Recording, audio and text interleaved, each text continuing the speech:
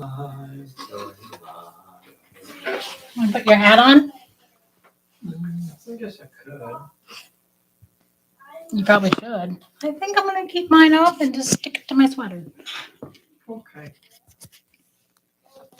'Cause that's what the cool kids do, Oh. I think.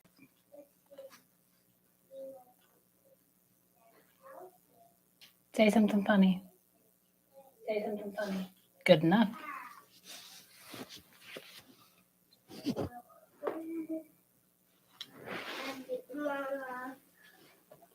Yes, darling.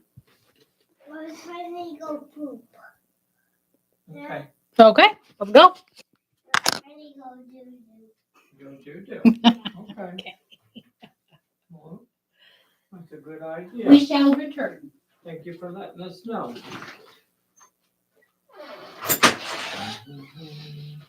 We will officially go live in a little less than 4 minutes. Howdy, everybody. Idiot Luggage, thank you so much for joining. Mr. Cross, Bride G, Damian Larson from Utah.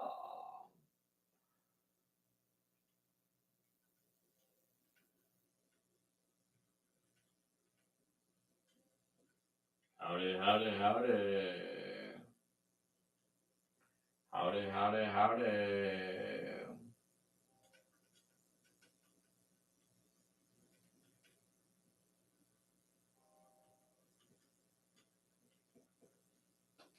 Da, da, da, da, da, da, da.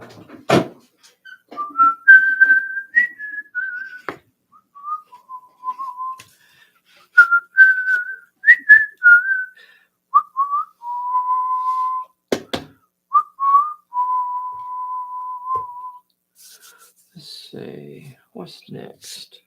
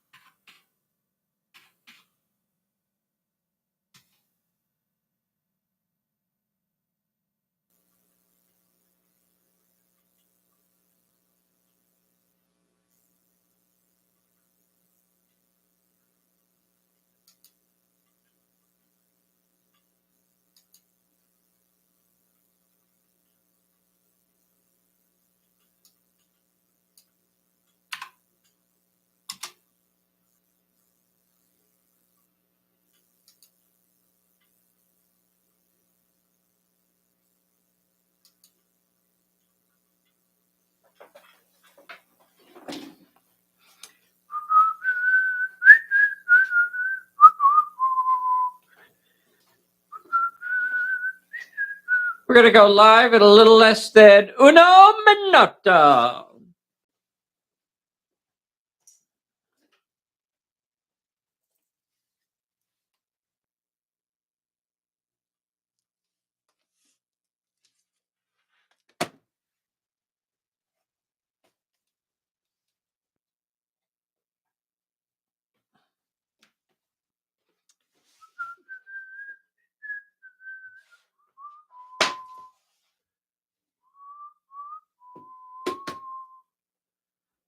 All right, all right, all right.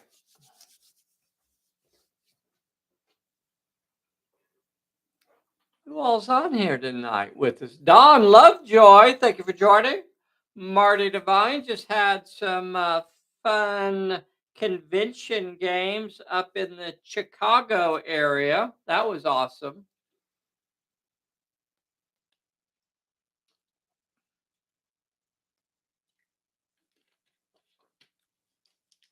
It's 8 o'clock. So I think I should say something along the lines of, hey everybody, this is Dave here at Pulp Alley. Tonight we're going to be talking about some fun stuff relating to the Pulp Alley adventure game.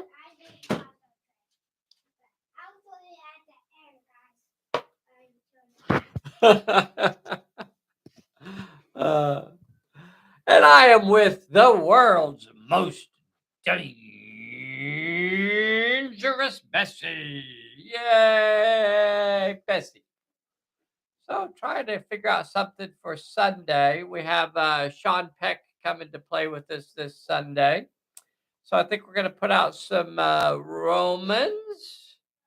If I remember right, I think these could be old foundry Romans. These are pretty old miniatures. Got them long ago. Originally got these to play Warhammer Ancients with, and I don't remember exactly when Warhammer Ancients came out. That was probably don't really remember. If I had to guess, maybe around 93 or something. Just throwing a number out. I don't really remember exactly when it was, but so I got some paint on my fortification. You want to share this with them? Look at that. So I got some paint on it now.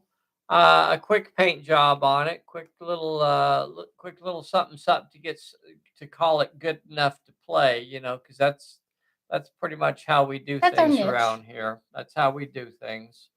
Good enough is good enough. So got that going. So the fun thing I think about a little piece of terrain like this is that there are so many different places like something like that could work in.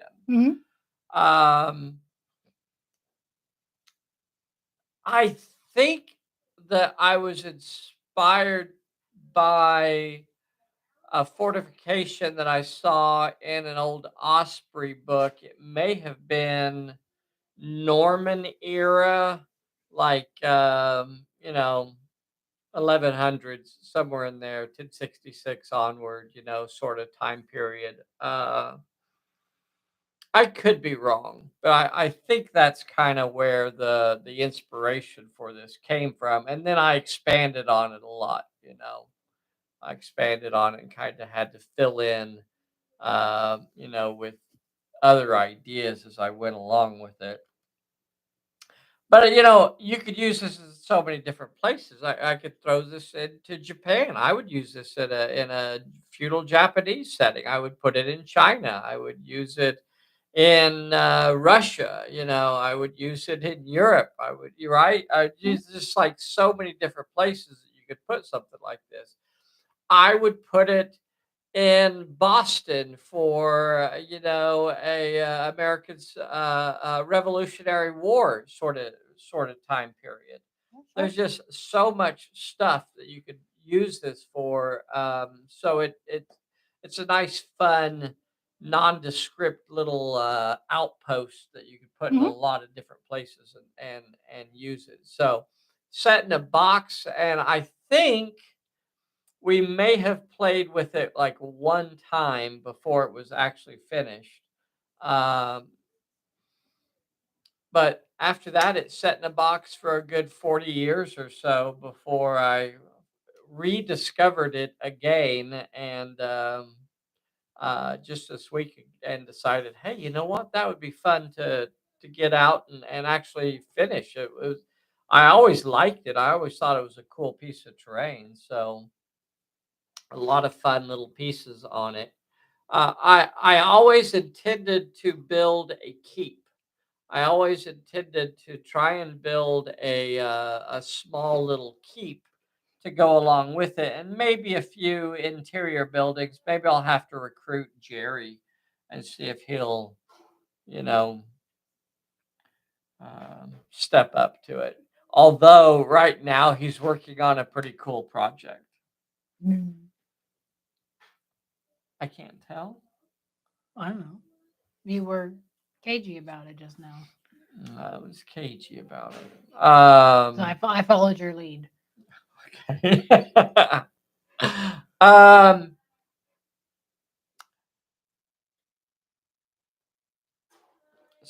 something from. Okay, where he's got to work on the Bates Motel. Bates Motel. The Bates Motel. I think the easy one would be to do like the Bates house, right? Because that's like do the Bates house, and it's like, and that was originally, something we had discussed as well. But my Warhammer Ancients is copyrighted 98. Very good. Thank you, Mr. Jeske, for following up on us on that. Oops, I got the Spanish translation video. I have an old foam French Foreign Legion fort in a box that I should dig out. Yep. Has to be at least 30 years old. Yep. Yep. Good stuff. Good stuff. Um, so Bates Motel. So that would be a lot of fun to have as a piece of terrain. I I felt like it would be a little more usable, maybe than just the Bates house. I don't know. The Bates house would be cool too. I'm not saying, but it seems like the obvious choice. So I wanted to do something kind of a little unusual, and I thought that the Bates Motel would be a cool little setting. That would be a fun setting for a lot of different scenarios. I think you could do a zombie apocalypse or just apocalypse sort of scenarios around it. It would just be a lot of fun that you could have with that sort of Mhm. little setting. Yeah, for sure. So really looking forward to that. Hey, before we get too much further, if you're out there, take a moment right now and make sure you hit the like button for us. Get subscribed to our little channel. So a couple of other treasures that I dug up while I was uh, exploring the nether regions of the far off. Has anybody seen a copy of this? This is in many ways, I would say that this was um, the thing that really got us heavy into miniatures gaming. This is, I think, 1983 or so version. I don't know if I could find the copyright in this thing. This was the sort of book that took a lot of damage over the years. Um, Look at that. Look at that. Isn't that beautiful? 1987. 1987 is what it says in here. So took a pretty serious beating. The binding on it was particularly bad and kind of fell apart on us. And then we resorted to trying to do 3-ring binder, so it got punched some holes in it because the pages were falling out of it. But that's the original Rogue Trader book that really started us in the down that path of miniatures gaming. Now, I think we were doing some miniatures games before this. We had, the old Warhammer, just the Warhammer fantasy game. I think actually preceded this. So we had that. I think Battletech may have preceded this, which was basically a miniatures game. If I remember right, I might be getting those switched around. Um, but this was the one. Battletech was fun and it kind of got us involved in miniatures, but this was the one that really got us into the idea of gaming with miniatures.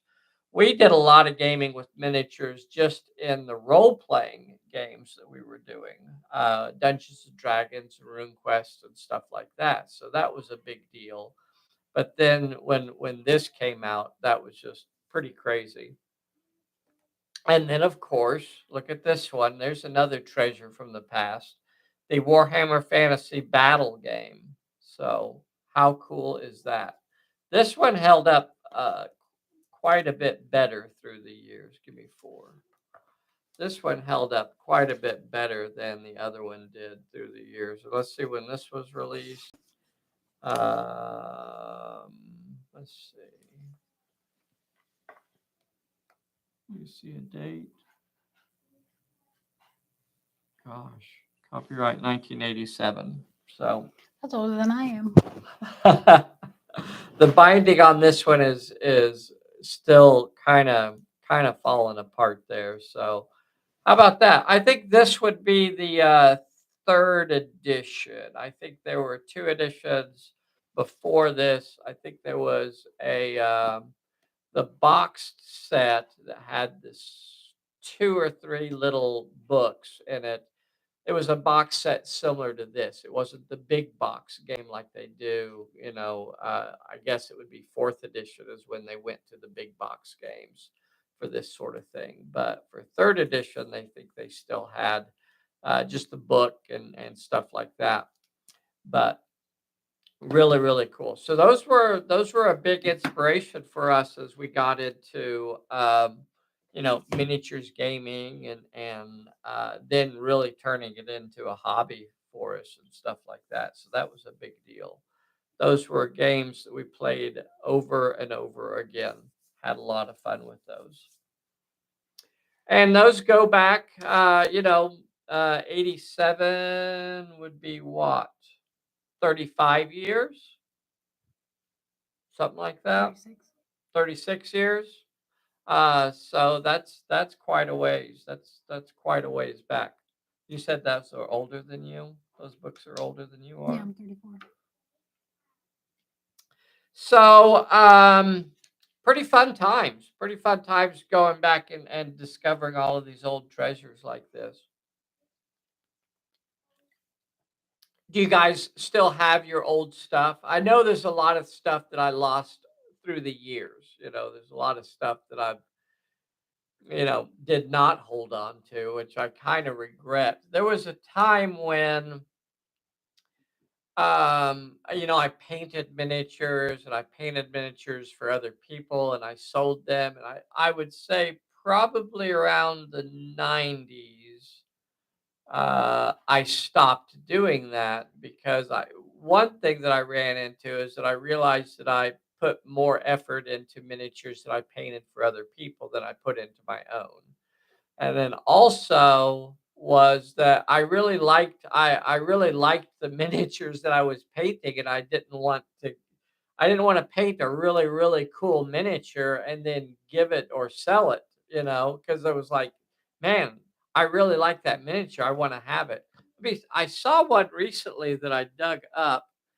Here's an old miniature that I actually painted for somebody else, and then they ended up getting out of the hobby. And this miniature, gosh, I can't tell you exactly how old this is, but this is pretty old little figure. But this is back when I spent time to try and do a good job on a figure. Um, so that's a really old figure right there that I painted a long, long, long time ago. This was back when we had our old game store, and you know, but the kid that I painted this for, he actually became a really good painter, and then unfortunately, he ended up getting out of the hobby, or maybe fortunate. I don't know. I don't know which one of those is a good thing. Let's see what folks are saying up here. Along with my copy of Donald Featherston's Skirmish Games. Very cool. Very cool. Found my first edition chainmail rules the other. Wow, that's a ways back. Warhammer Fantasy was 1983. I think that's the original. I think that's the original little box set of Warhammer Fantasy was probably 83. I'm pretty sure that that's when that was. And then there was the uh, around 85 or so, they redid it into just a book. And I'm pretty sure it was like a soft cover book. And then this third edition version here, I believe 87 was when this version of it came out in the hardback. And I think this was really in reply to 40K. If I remember right, I'm pretty sure 40K came out first, and it just exploded. It absolutely destroyed, or maybe this one came out first.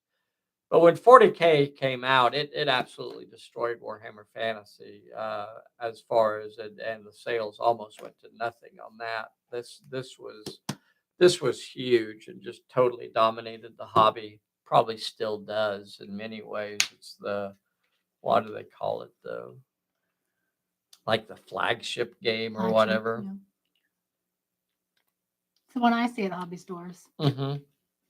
All two of them that I visit. Love the goblins in Warhammer Fantasy Battle. So unpredictable. Yeah, yeah. Goblin Spider Rider. Yep, yep. That's exactly what it is, Marty. Old Goblin Spider Rider. Terrible little spider. I thought the spider was pretty goofy looking, but you know they were doing what they could with what they had to work with, and they wanted it kind of all scrunched together so that it would, be easy to cast. That's what they were trying to do there, but it looked kind of goofy, very very cartoonish. But then the goblin was pretty cartoonish too. I guess recently they've kind of gone away from that a little bit and trying to change their style on the orcs and the goblins particularly. I was looking at the Oathmark miniatures recently, and I thought I really like the Oathmark miniatures, and I got a few box sets of them available on the Pulp Alley store. But I had a hard time with the goblins and the orcs when I was looking at them because they are so close in size. Like with the old Warhammer stuff, there was a very clear difference. You did not have to look very close to quickly identify if something was a goblin or an orc.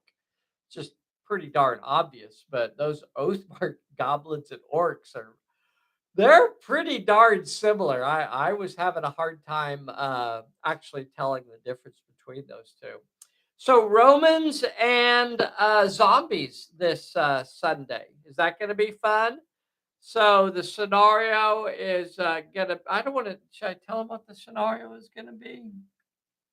Well, yeah, this is the time to tease it for Sunday. Okay, okay. It's gonna be a reskin of the uh Innsmouth Gold scenario, and that is a brutally difficult scenario. So your league starts out split up. There are constant spawns of baddies coming into play. You're trying to basically get to the exit point in the scenario.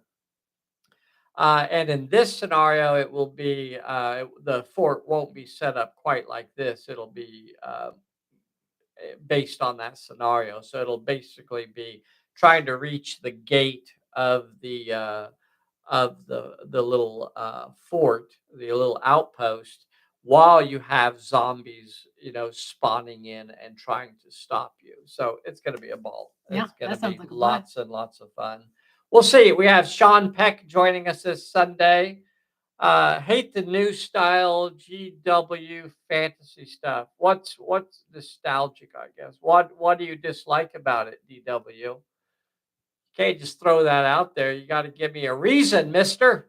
He doesn't need a reason. He does need a reason. Yeah, I take his word for it. I don't like it either. Why do you not like the what? I don't like it either. Nostalgic, I guess. Sue me. Oh, that shouldn't be plugged in. I hope we're not getting a buzz off of that. Oh dear. Okay, we'll see. All right. I don't know. I'm looking actually forward to trying to get some of the Oathmark stuff painted up. I really like their humans too. I think they look really cool. So I tried watching some videos about the game itself, and it had some interesting ideas in it, but then there were some things that left me going, nah, I don't like that. So there was a time, like I don't know, I'd say maybe 8 years ago or so, where I was looking at trying to do a massed combat game that would have, like 100 or so miniatures or so out there, on the table. But I guess it's one of the things that I really enjoy about Pulp Alley is the idea that I could just so easily get 5 or 6 miniatures painted up, um, and I'm ready to go. Right? If I want to do a setting, if I want to do my Romans and do a scenario like that, I'm not sitting down for a couple of weeks or however long it would take me to Probably paint 40 a years to do 100. yeah to paint up a whole army. Um, these Romans here, I started painting when I got Warhammer Ancients, and I never finished them. I didn't finish these these Legionnaires until just, I guess, last week. I finally got around to So actually how many years finishing was them up. that? What? How many years was that? Probably about 30 years. Yeah, probably I it rest my case. took me about 30 years to get And how many did you do? those eight miniatures done. I have a bunch more, so I'll have to send them off to get painted. I like the smaller games. Could usually play them quicker. Yes, so I can play more of them. Yes, good point, Mister Luggage. Skirmish size games for me are more fun, a lot easier to keep up with and paint. Right, G, I would agree with you 100%. I have plenty of Bretonian, Orc, Wood Elves, etc. Don't need to buy more. Yes, yes, sir. Really enjoy more time from GW. I think it may have been the original Mordheim. Was there a re-release? Have they done like a second Mordheim? It may have been the original Mordheim. Mordheim had a lot of really cool stuff in it, but it may have been one of the last times when they had a system that I actually kind of liked. As GW evolved and continued making games, their design philosophy and my enjoyment of the games kind of diverged a little bit as they made the games simpler and to try and appeal to as many people as possible. They went further away from the ideas that I kind of enjoyed about the games. um, and I have to admit that as their games developed, I stopped enjoying them as much as I did when I was younger. I still find them to be absolutely a joy to sit down and play once in a while, but even then, we played the heck out of Warhammer Quest too. I mean, just like religiously. It was just like the game that was always on the tabletop, and we would always have 3 or 4 players around that table and just going at it over and over again, for a long time. And that was a lot of fun. Mordheim and Dogs of War miniatures were some of the best. Um, we were discussing putting out Space 1889's armies back on the table. No, we like it so much. Doesn't really fit large scale battles. Yeah. Yeah. It, you can use the gang rules and put out lots of figures using the gang rules. And I think you could have like over 40 some odd miniatures per side, and we've done some scenarios like that, and they've been a lot of fun. So there is that sort of option in there as well. Dragon Strike will always be a favorite. Very interesting. Very interesting. I don't really remember that one. I remember the name and I remember seeing some folks play it, but I don't think I ever played it enough to really come to grips with, whether or not I enjoyed it that much. So DW says the old stuff had a lot more character, more cartoonish. Mhm. Like the size, reminded me of the old school animation like Lord of the Rings and Hobbit animated movies. Yeah. And I agree. Yeah, I would agree with that. That is true. That is true. That looks like a commercial that just popped up. What, the meatballs Um, don't look like our faces? Well, my face kind of looks like a meatball. Wow, is this one I can't skip? No, sir. Olive Garden. You gotta watch it all, Oh baby. man, look at them breadsticks. Oh, go back. I want to go back to the commercial. Never ending salad. I and want to see that. breadsticks. I want to see the breadsticks. Whatever happened to breadsticks? Why don't I get breadsticks anymore?